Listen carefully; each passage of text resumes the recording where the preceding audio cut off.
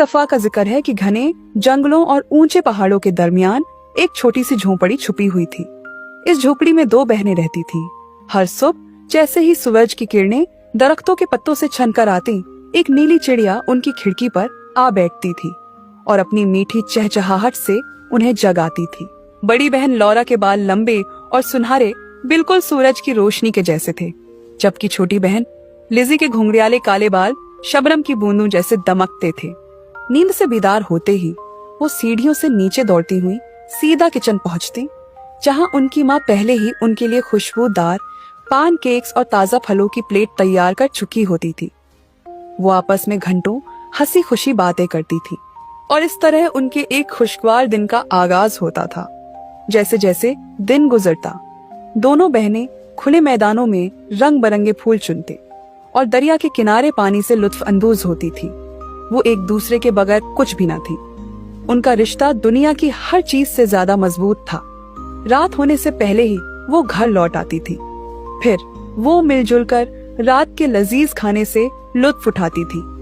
सोने से पहले माँ अच्छे से घर के तमाम दरवाजों को ताले लगा देती थी, क्योंकि उस इलाके में रात को अजीब और गरीब गॉबलिन्स फल बेचते हुए दिखाई देते थे, जिनकी वहशत पूरी बस्ती में फैली हुई थी। जब रात के साये गहरे होने लगते और दोनों बहनें नर्म बिस्तरों में दुबक कर नींद की वादियों में खो जाती थी, तब जंगल की तारीकी में अजीबो गरीब आवाजें उभरने लगती थी। दरख्तों के दरमियान सरगोशियों की मानिंद सरसराहट होती और फिर धीरे धीरे सदाएं सुनाई देने लगती थी। मीठे रसीले फल, ताजा फल ले लो। यह सदाएं गॉबलिन्स की होती थी, जो जंगलों से रात को निकलते थे। किसी गोबलन का चेहरा बिल्ली जैसा था, जो आहिस्ता से गुर्राने की आवाज निकाल रहा था। दूसरा एक लंबी पतली दुम के साथ खड़ा था, जो हवा में कौड़े की तरह लहरा रही थी। जो एक बार खाए बार बार मांगे। कोई चूहे की तरह दिखता था और फुर्तीला था, जबकि एक देखने में सोंडी की तरह दिखता था। वो छोटे कद के थे मगर पुरासरार और खौफनाक। कभी उछलते, कभी लड़खड़ाते, कभी जमीन पर रेंगते थे। उनके हाथों में टोकरियां थी, ऐसे फलों से जो किसी ने पहले कभी न देखे थे। कुछ सोने की तरह चमकदार, कुछ चांदी के मानन ठंडे, कुछ आंख झपकते ही रंग बदल लेते थे और कुछ ऐसे के जिनसे मधम सी जादुई रोशनी फूट रही थी। इस शोर से लड़कियां नींद से बेदार हो जाती थी। वो दुबक कर सांस रुके कमरे की खिड़की से उन गॉबलिन्स को झांकती जरूर थी, मगर बाहर जाने की हिम्मत न करती थी। एक सुबह माँ को जरूरी काम से शहर जाना था। रवानगी से पहले उसने लड़कियों को सख्त ताकीद की कि वो उसकी गैर मौजूदगी में घर से बाहर हरगिज ना निकले। लेकिन जैसे ही माँ रवाना हुई, लड़कियां हंसती मुस्कुराती बाग की तरफ निकल गईं और रंग बिरंगे फूल चुनने लगी। वो ठंडी हवा और फूलों की महक से खूब लुत्फ अंदोज हो रही थी। अचानक हवा में एक अजीब सी सरगोशी गूंजी। वही गॉबलिन्स जिन्हें वो हमेशा खिड़की से छुपकर देखा करती थी, अपने मीठे रसीले फलों के टुकड़े उठाए वहां आ गए। लड़कियों के दिल दहल गए और वो दौड़कर एक बड़े दरख्त के पीछे जा छुपे। गॉबलिन्स के हाथों में अजीबो गरीब फलों की टोकरियां थीं। किसी के हाथ में चमकते लाल फल थे,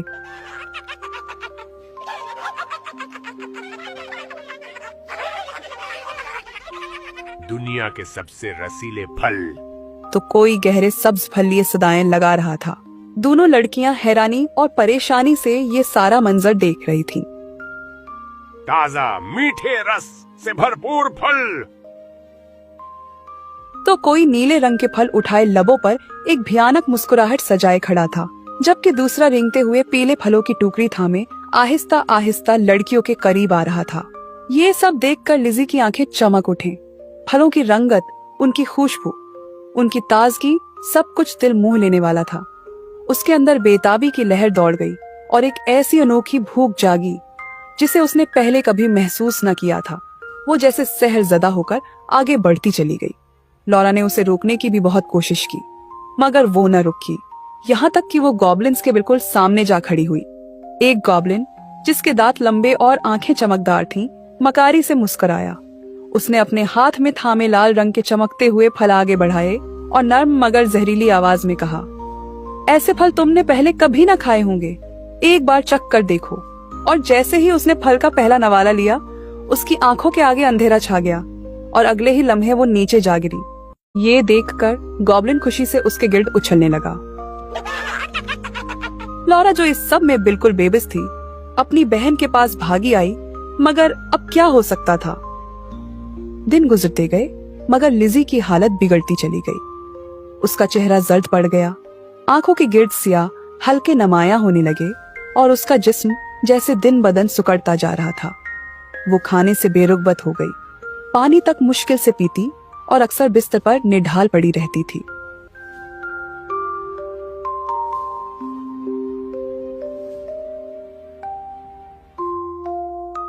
लॉरा ने बेचैनी से माँ से पूछा, ये इसे हो क्या गया है?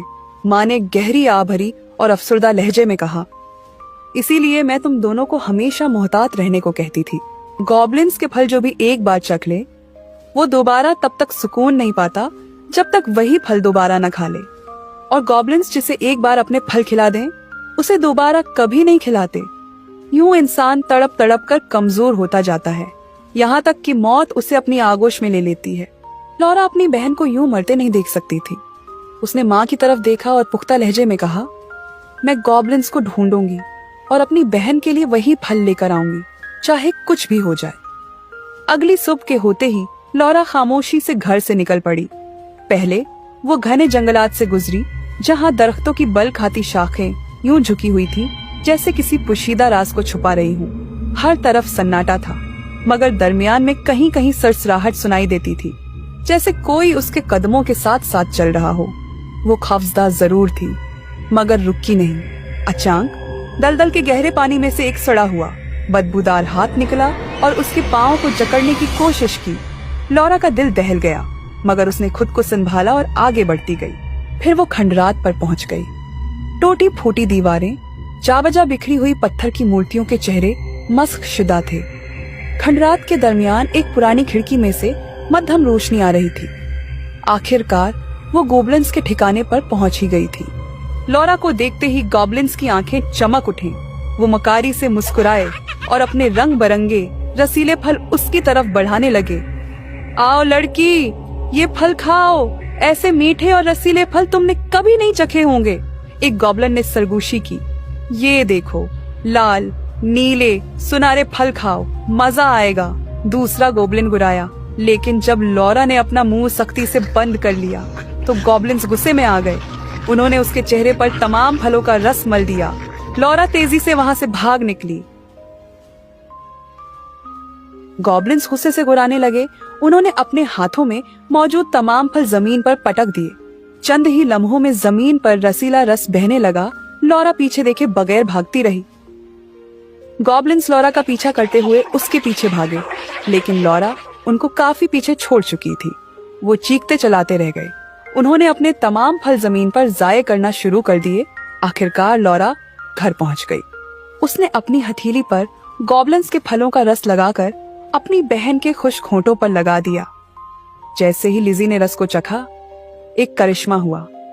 उसकी आंखों में जिंदगी की चमक लौट आई। उसका जर्द चेहरा दोबारा गुलाबी होने लगा।